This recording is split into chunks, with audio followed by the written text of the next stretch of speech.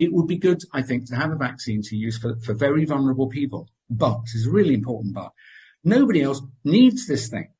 Your body and my body, I'm not vulnerable. I'm not going to be made seriously ill and die. It would be an astonishing thing. 1 in a million. You don't vaccinate the population because 1 in a million people might have a bad outcome. What you do is you look at the people who are vulnerable and you offer them the vaccine with the word offer. Informed consent is important. So it's not necessary. And it's an appalling misuse of a public platform for people to suggest that the only way we all get our lives back is if we mass vaccinate the population. Something very smelly is going on. But the main problem I have with it, as you mentioned, is this notion of being mandated or even coerced. So you don't have to, but you can't travel if you don't. That's the sort of thing. I want your viewers to know that that's illegal under international law.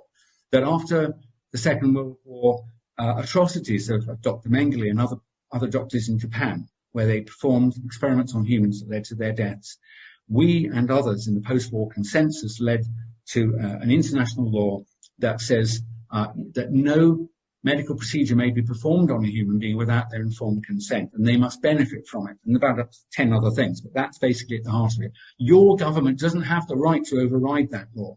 So if people are saying you've got to, otherwise you can't go shopping, or you can't go to work or travel, take them to court. It's absolutely illegal, and no one should stand for it.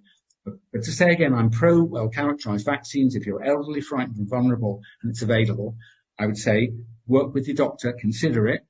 Maybe you should. But everybody else, you don't need it, and something very odd is going on.